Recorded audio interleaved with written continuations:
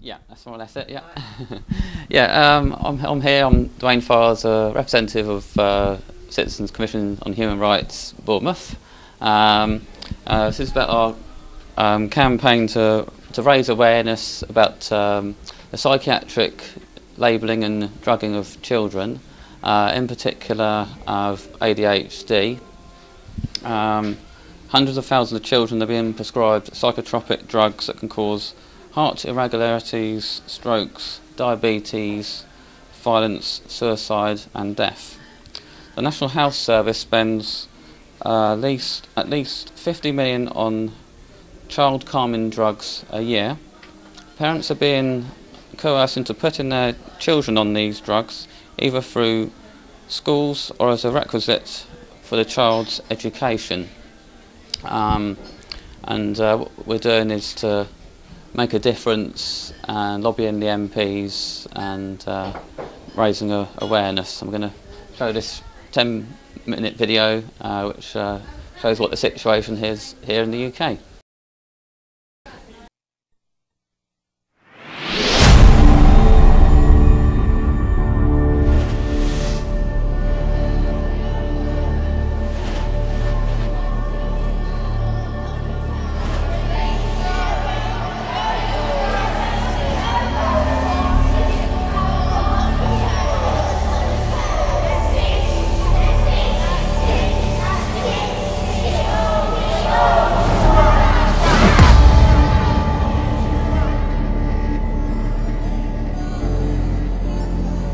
Throughout the United Kingdom, children are under assault, unnecessarily diagnosed with a mental disorder and given dangerous and addictive psychotropic drugs.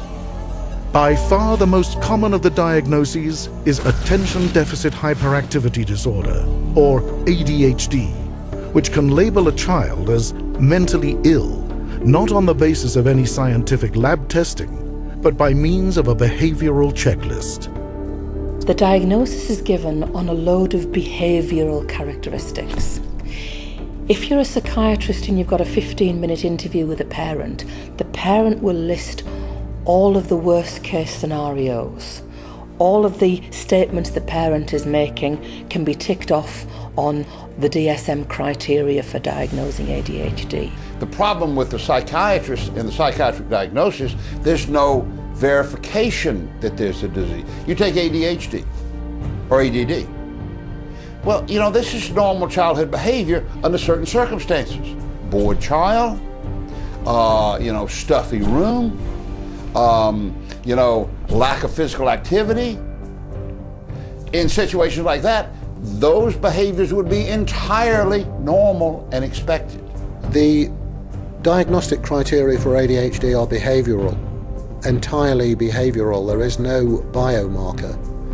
And the kinds of behavioral aberrations they are looking for are likely to occur in boys. If you went back to the Roman Empire, or even earlier, and followed time through to the present day, you would find that boys have always behaved like that. To counter charges that these children are being drugged not for any medical disease but for being children, psychiatrists claim without proof that ADHD is a real physical disorder stemming from a chemical imbalance in the brain. I think if a psychiatrist is suggesting that it is a chemical imbalance that's causing the difficulty, then we need some evidence that that's the case. You must clearly establish that there is a clear anatomical problem that leads to the misbehaviors, or that there is a clear chemical imbalance that leads. It can't be done. It has not been done. There's no indication whatsoever of chemical imbalances, and frankly, we've been waiting long enough for evidence of this. Although the chemical imbalance theory has been debunked by psychiatry's own official publications, psychiatrists still use it to convince more and more parents to give young children very powerful stimulant drugs, such as Ritalin, known to cause a wide variety of serious side effects. Take the example of Daniel Woolvid, whose life is still impacted today from the stimulants he took as a child. When they originally told us in the beginning that it would calm him down, allow him to concentrate, which would help him at school and allow him to join in with other children. The doctor told us, you know, that it would help Daniel. We just believed with what they said. I was on Ritalin for 3 to 13. Also, I say 10 years. They were constantly putting him on the Ritalin and then increasing the dosage, and you could see the effects that was happening to him, where he was totally spaced out, didn't really know what was going on. Having chest pains, being sick, getting all dizzy. There'd be instances where, like, he could get sometimes violent. He used to hit you. He went through a phase of biting. And I do remember keep thinking I wanted to kill myself and all that sort of thing. And in the end, I just had to phone up the social worker and ask to come take my son. I can't even talk. I feel that the drugs have damaged him in as far as he's got 10 years of his life missing. That I haven't got no memory from, because when you took Ritalin, it wipes your memory out, so I don't really have much memory of being on it until I come off it. That's when I started getting all the memory. You're never told the truth of what it does. If you can't remember your daily life, you're certainly not going to remember things you're learning at school. Well, I wish I could actually go into a restaurant and read a proper menu and all that, because of my moderate learning difficulty I got. We were told that it would help him, but it didn't help him at all. I thought it was just me, but I didn't have no idea it was the drug that was doing it. As a parent, you're not told of the dangers that this drug can do, because looking back on it now, I would never have put my son on it. Statistics show that Daniel is not alone. In 1994, only 4,000 prescriptions for stimulants were written. Today, that number has soared by 187 times to a total of 750,000. Psychiatrists want the world to think that giving children these drugs is perfectly safe, effective, and well tolerated. Well, how safe could it be to actually give a child a medication that the oncologists are increasingly considering as chemotherapies for cancer? Some of these drugs have proven to have very serious effects, far way beyond of treating what they are supposed to be treating. The use of drugs often affects vital organs in your body, and these organs are gradually being destroyed very frequently by the use of these medications, which in turn shorten life. You're going to have thousands or hundreds of thousands of extra people with diabetic conditions, hundreds of thousands of people with actual nervous damage, perhaps millions of people with serious nervous damage. There is also in the UK an increasing awareness that people who become addicted really take years to resolve these problems. So the drugs are often worse than the initial problem which it was supposed to resolve. This is not science. This is snake oil salesmanship, and it is massive business. It is a huge business in Britain. Every year, an estimated 400,000 children are diagnosed with a mental disorder and given powerful psychotropic drugs. Enough children to fill Wembley Stadium 4 times over. And the numbers are growing. Under the guise of a health initiative, authorities are now importing American-style mental health screening programs that use vague and open-ended questionnaires to assess psychological illness. These screening exams are basically designed to get information to where a child can receive a diagnosis and a label so that they're eligible to be drugged. They want to control any kind of behavior that they consider to be bad and socially unacceptable. So if a child objects, if a child does something that they consider to be inappropriate, not illegal, but inappropriate, then they want to try to remove the tendency to do that through the drugs. The use of psychiatric drugs to, if you like, act as a chemical cosh to unhappy children is a sign of our disordered society. We like to think as a society we look after our children, we care for our children. We're appalled at the whole paedophilia thing that's come out in recent years. We're appalled at that. We're appalled that anybody could ever abuse children in such a way. And yet we're doing this through medicine. Today, such screening programs are being quietly installed across all sectors of British society, especially to children. And with a stimulant drug market worth over £33 million a year in the UK alone, mental health screening and drugging is big business. The leaders of tomorrow, our children, need your help. Without public outcry, children will not be protected against the plague of psychiatric drugging. Every child has a gift or a talent. And surely as a society, wherever we are around the world, we all benefit by developing what is in that person, allowing them to use what they have, instead of sending people into hospital medicating them. If we looked at other alternative ways to treat them, and we may achieve better results than just simply giving them these exogenous chemicals. There is nothing to lose by looking at alternatives, whether that's behavioural management or dietary intervention, or perhaps looking at toxicity in the environment. Where is the problem with going along that route first? When you take a child and you drug the child, you destroy the child's chances for development. Children need to be protected.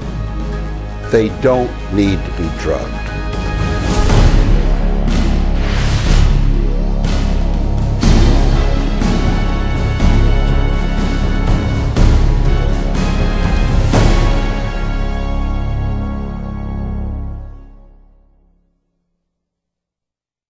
Okay, as you saw there, it showed examples of the effects that the drugs can have, prescribed specifically for ADHD. I've got a list here of some of the, well, what they define them as symptoms for ADHD. A child could fail to give close attention to details or make careless mistakes in schoolwork or other tasks. Work is often messy or careless, fails to complete schoolwork, chores or other duties, often talks excessively, as if they're often on the go, you know, like a lively child. So as you can imagine, these traits are quite normal for a lot of children. So yeah, this is some of the side effects of the drugs, which well, a lot of it's mentioned in the film, but here's some of them also listed here.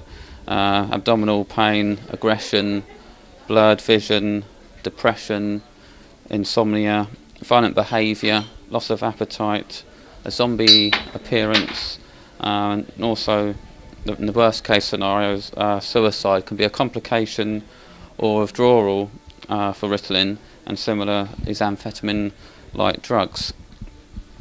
Yeah, so could we play the second video, please? My name's Daniel Bushell. Death and secrecy in the drug game coming up. The real link from Columbine to Sandy Hook. A supermodel ruined. The proof antidepressants are a sham.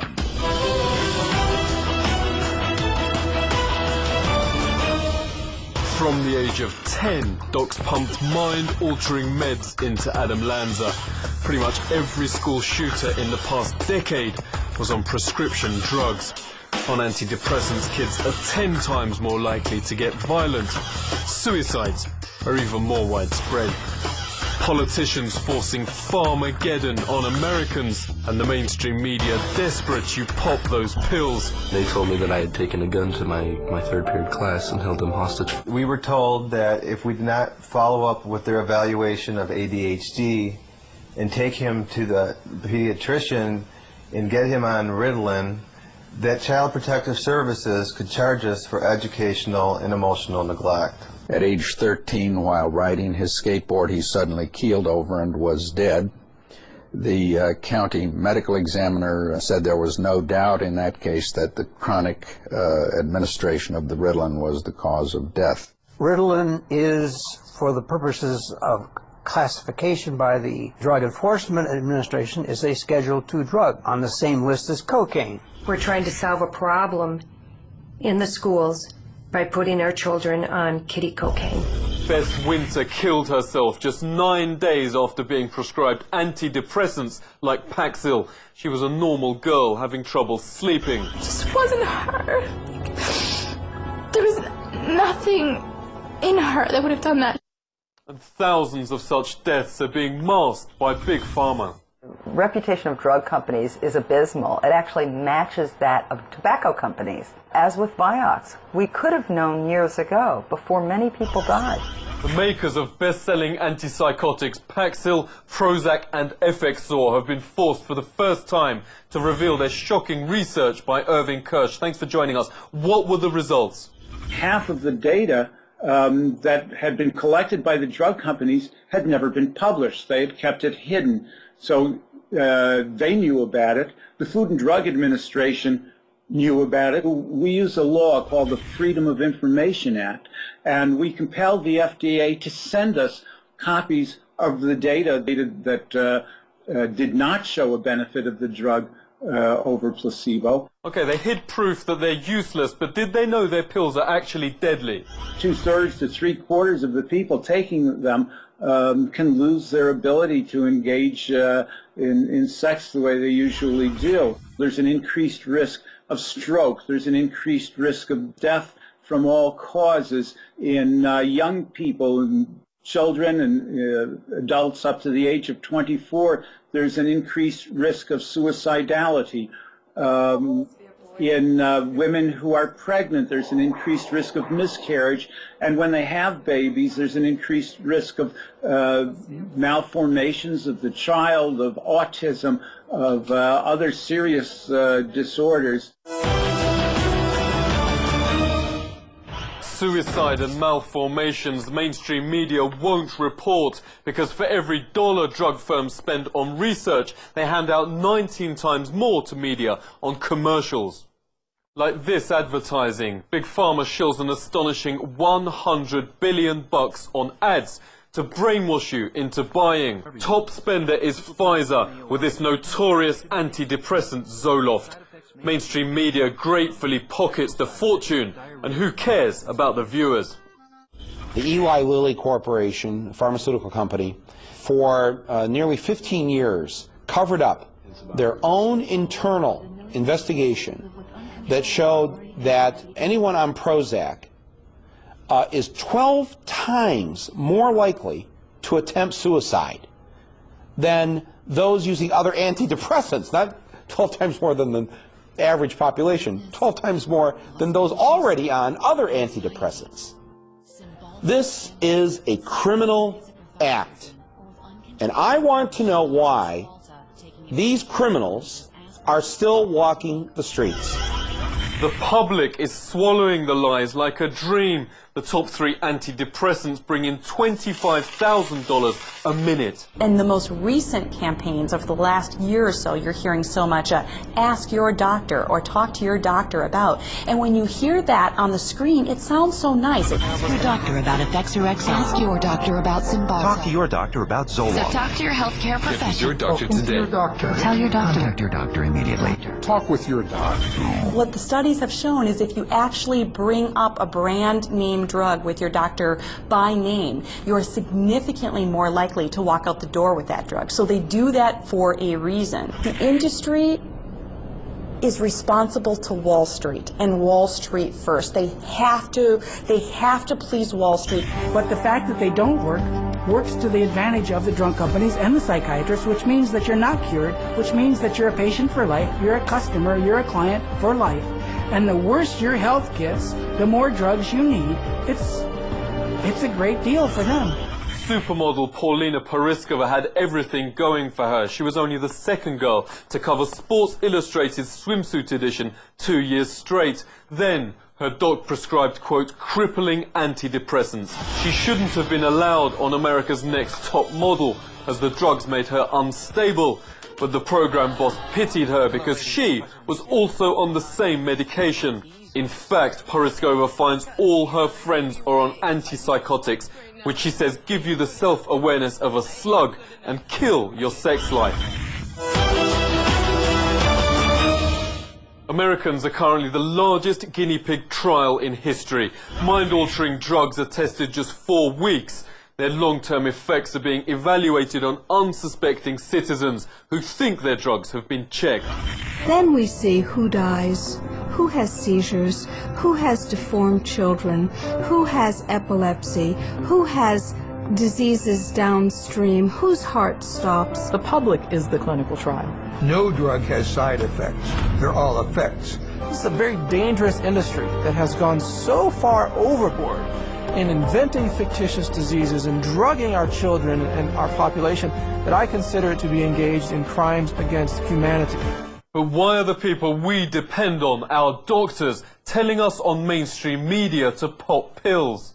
Doctors, and again, have become accustomed and entitled to accept all sorts of gifts, from smallest to the largest, and certainly to the public, seeing doctors being jetted off to the Caribbean for a weekend with the drug company paying does not make the profession look very good. Andrew Oswald joins us. He's the pioneer in the field of happiness research with hundreds of studies. What formulas actually work?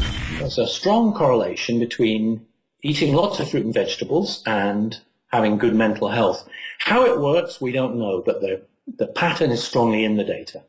That diet's a key reason why villagers in Campodamelli, Italy live 17 years longer than average Americans. Tracy Lawson lived in the village. What's the secret? That the Campomilani eat the cucina povera, which literally translates as the poor kitchen. And it's called that because it wasn't rich in meat and they couldn't afford to eat meat. And of course that has turned out to be a huge benefit. Yeah, which parts of the lifestyle can Americans or Brits take back with them? In a year in the Village of Eternity, I hope that I've shown people that they can take huge lessons and actually transport an awful lot of the lifestyle of Campodamelli to their homes, even if you live in the centre of a big city.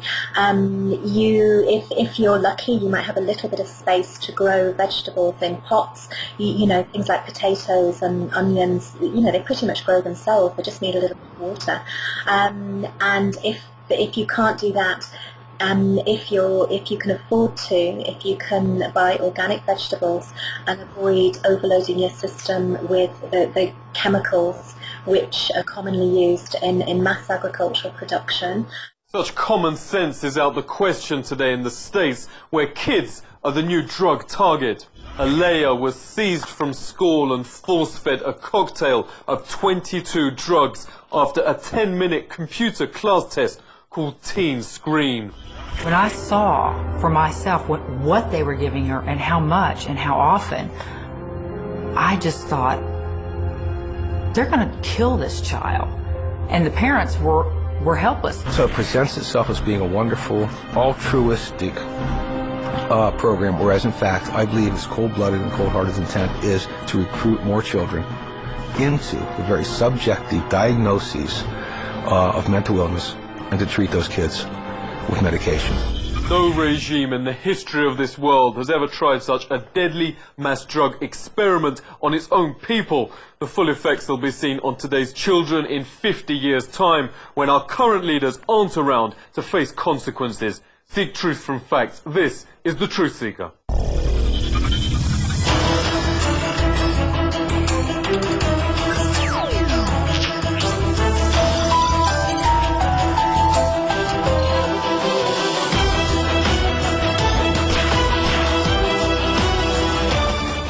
So as you can see from that video from Russia Today, Truth Seeker, that's the situation in America. Often things can be a lot worse in America. It's on a bigger scale, and you've got the advertising, obviously, which we don't have over here. But what we want to do over here is, the solution is to have informed consent. So when you go to the doctors or the psychiatrist or the social worker recommends via the school, this is what your child needs to be on. It's the way forward is to have informed consent, so the parents know, well, this is what could happen if you take these drugs, this is what could happen if you don't take these drugs, and this is the alternatives. Alternatives being, which I think they touched on that on the film there actually, with a healthy diet, exercise, and it could be underlying illness could be the cause of these these symptoms are, which they're using to prescribe the drugs for. There's some good news that's come out just recently, only just at the past week or so. The psychiatric industry, they use it's like their Bible, if you like, the DSM, the Diagnostic and Statistic Manual.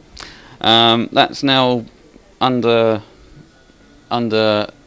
fire, being scrutinised, and it's looking like it won't no longer be used in the future. But there's some debate to be had over that. But hopefully it's going to be a positive thing, a change for the better.